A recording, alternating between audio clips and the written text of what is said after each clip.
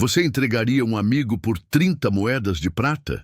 No século I, um homem caminhou ao lado de Jesus por 3 anos e, mesmo assim, escolheu traí-lo. Em escavações próximas ao Vale do Cedron, arqueólogos encontraram vestígios de moedas de prata datadas da época, semelhantes às descritas pelos evangelistas. Na Jerusalém do primeiro século, a cidade fervilhava com peregrinos durante a festa da Páscoa. O aroma de pães ázimos recém-assados se misturava à poeira das ruas estreitas. No meio desse cenário, um grupo pequeno, mas fervoroso, seguia um mestre galileu. Seu nome era Jesus, e suas palavras acendiam esperanças e confrontos em igual medida. Entre seus 12 discípulos havia um homem chamado Judas Iscariotes. O sobrenome possivelmente indica sua origem, Queriot, uma vila ao sul da Judéia. Judas não era apenas mais um discípulo. Segundo João, ele era responsável pela bolsa comum do grupo, um papel de confiança e responsabilidade. Mas quem era esse homem antes da traição? O Evangelho não revela muitos detalhes, mas a tradição sugere um espírito inteligente, talvez ambicioso. A presença de Judas no círculo íntimo de Jesus nos convida a uma reflexão. Como alguém tão próximo pôde se tornar um traidor? Naqueles dias, as tensões políticas aumentavam. O domínio romano oprimia e muitos esperavam um Messias guerreiro que libertasse Israel. Jesus, porém, falava de amor ao inimigo, humildade e um reino que não era deste mundo. Isso frustrava expectativas. É possível que Judas esperasse outro tipo de líder. Talvez, como alguns pensam, ele tentou forçar Jesus a agir de forma mais decisiva. Essa teoria, embora especulativa, encontra eco em certos manuscritos gnósticos que enxergam Judas como peça necessária no plano divino. Mas os evangelhos canônicos deixam claro, ele tomou a iniciativa de buscar os sacerdotes. Que me dareis se eu o entregar a vós? Pergunta ele em Mateus. A resposta foi direta, 30 moedas de prata, valor equivalente ao preço de um escravo, segundo Êxodo capítulo 21. Imagine a cena. Corredores frios do templo, tochas lançando sombras, rostos ocultos pela tensão. Um acordo é selado. Judas retorna ao convívio dos discípulos, agora com um segredo carregado como chumbo em sua alma. Durante a última ceia, Jesus anuncia que um dos presentes o trairia. O ambiente se torna pesado como o ar antes de uma tempestade. Os discípulos se entreolham. Cada um pergunta, "Sou eu, Senhor?" Um momento de profunda introspecção coletiva. Jesus responde com um gesto. Aquele a quem eu der o bocado molhado. Ele entrega o pão a Judas.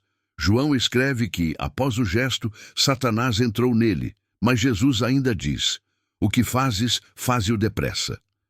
Os outros pensam que Judas foi comprar algo para a festa ou dar algo aos pobres. Judas se levanta e sai. João registra, e era noite. Não apenas no céu, mas também no coração daquele homem. Do outro lado do vale, líderes religiosos planejam prender Jesus sem alarde para evitar tumulto entre o povo. Judas surge como solução conveniente. Ele conhece os lugares de costume de Jesus, como o jardim do Getsêmani. Naquela noite, Jesus leva seus discípulos ao jardim. O chão úmido, o aroma das oliveiras e o murmúrio do vento criam um cenário quase sereno. Mas Jesus está em agonia.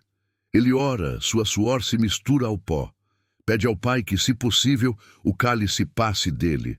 Logo, luzes se aproximam. Judas está à frente. Ele se dirige a Jesus com um beijo, sinal combinado para a prisão. Judas, com um beijo traz o filho do homem? Pergunta Jesus. A pergunta ecoa mais como lamento do que acusação. O grupo armado se aproxima. O conflito se decide com palavras e gestos. Jesus é levado. Os discípulos fogem, confusos e aterrorizados. E Judas? O que se passa em seu interior depois do beijo? Mateus relata que ele sente remorso ao ver Jesus condenado. Ele retorna ao templo e tenta devolver as moedas, dizendo, "Pequei, entregando sangue inocente. Os sacerdotes recusam o dinheiro. Isso é contigo, dizem. Judas lança as moedas no templo e parte. O destino de Judas, embora mencionado brevemente, é envolto em sombras e divergências entre os relatos de Mateus e Atos. Alguns estudiosos apontam que os detalhes servem mais à teologia do que à narrativa histórica. O essencial é seu profundo arrependimento. As moedas são usadas para comprar um campo de oleiro, conhecido depois como Campo de Sangue, um local de morte financiado pela culpa. A psicologia de Judas é complexa. Seria ele apenas ganancioso? Ou alguém frustrado por ver seus ideais ruírem? Flávio Joséfo descreve a fragmentação política e religiosa da época. Muitos movimentos messiânicos surgiam e eram sufocados. Judas pode ter oscilado entre a fé e o desespero, entre a esperança de um reino terreno e a realidade de um Messias sofredor. A traição, nesse contexto, é mais que um ato individual. É um espelho das decepções humanas diante do inesperado. Jesus nunca amaldiçoa Judas.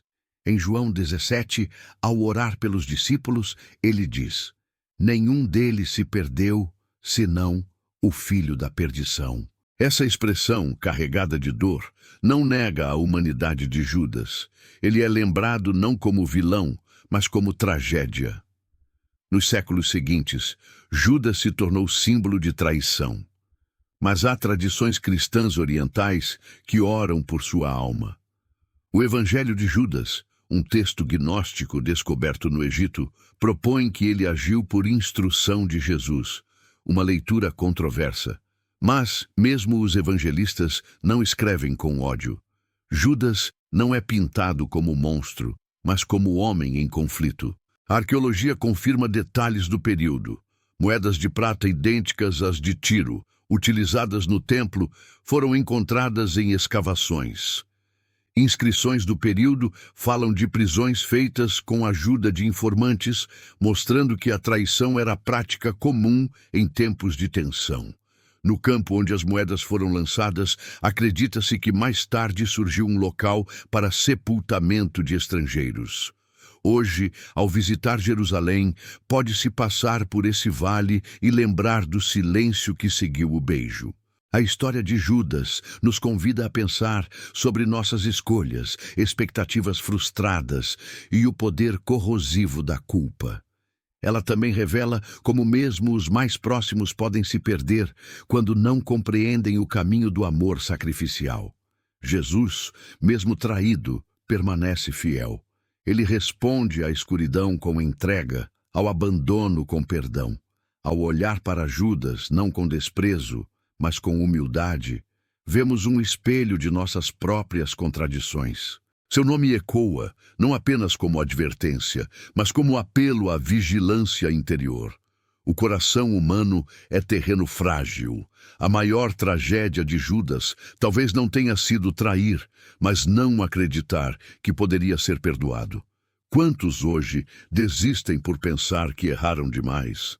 A história de Judas adverte, mas também ensina. Se Pedro, que negou, foi restaurado, o que poderia ter acontecido se Judas tivesse esperado pela manhã da ressurreição? Na aurora do domingo, o túmulo vazio proclamava esperança. Mas Judas não estava lá para ver. Hoje, tantos vivem noites interiores como a que ele atravessou. E a pergunta permanece: haverá perdão para mim? A resposta, nos lábios do Cristo ressurreto, é sim. Sempre sim para o arrependido que volta. Judas não é exemplo a ser seguido, mas uma dor a ser compreendida. Seu erro é real, mas sua história também é lição. Que nunca nos falte coragem para escolher a luz, mesmo após termos caminhado em sombras, e que aprendamos com a tragédia de Judas a buscar sempre o rosto do Mestre e nunca seu preço. Se você gostou deste conteúdo, curta, compartilhe e ative o sininho.